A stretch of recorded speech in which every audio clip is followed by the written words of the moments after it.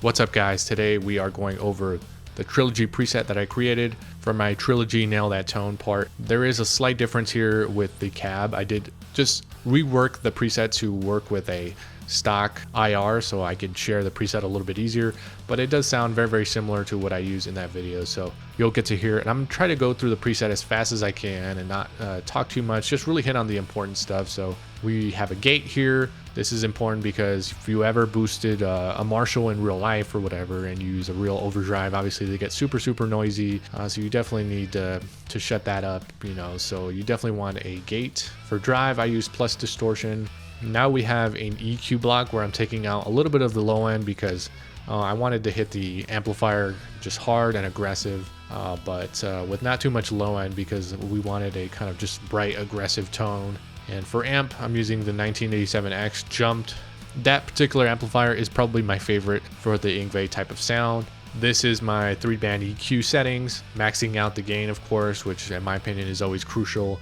This can be kind of set to taste. I always like to run the bass a lot lower so you don't get these kind of woofy, Marshall-y kind of tones, because Yngwie's tone is always just more aggressive. And if you want a little bit more low end or a little bit more creaminess, it's always just simple to just switch to the neck pickup and you'll just kind of get that by just switching over to that pickup. For cab, this is what I use, Factory 2. 321. For the delay setting, you'll notice that I have just a little bit of time because what we hear in the beginning, especially on those like 3 quick really frightening licks, is just a quick almost like a tiny bit of reverb. You don't hear like, you know, delay trails or something, what would be more common with more modern Yngwie, where it's just kind of these really long trails and stuff. So not a delay, but more like a slight reverb. So that's pretty much what this is functioning as. I do have a flange block. Now I'll kind of explain kind of when you would want to use this. Now after the 3 frightening licks, we get into the kind of the main melody of this song, so that's kind of where I would recommend switching to your neck pickup and then activating this block, because it's really serving to add a little bit of modulation and get it to sound a little bit more synth-like, which is kind of more similar to the synth that we hear on the track. So again, flange can be used, you know, after or before the amp. It kind of just depends on, you know, how you want to use it. I just use like a tiny bit because again, you don't want to super modulate the tone, but just a tiny bit. You could use a chorus even if you wanted something different. And EQ, I do have another EQ which is really just boosting some mids and some highs to get the amp to sound as aggressive as possible. And for reverb, I have a little bit more reverb as well. This isn't too high as well. I always like large spring because it just, on the Axe effects, it just sounds good, and a good sounding reverb. Again, it's similar to what we hear in the beginning. It's not a delay. I've seen some covers of people of this particular track, and they'll sometimes add like this like delay with has kind of like trails and stuff, and it's definitely not what we hear on the record. So I think the reverb aspect is much more important than the delay. And I do have some parametric EQ shaping here, but this is really just tailored toward my guitar and my exact pickups and all that, so you could always bypass it or you could use it if you think it sounds good with your setup. So let me play the preset for you guys now. What you guys will hear is pretty much the preset. The preset itself sounds good through monitors like this. You don't have to add more reverb, you can. But what you guys will hear is pretty much just me playing it with a little bit more reverb. So let's go ahead and listen to that.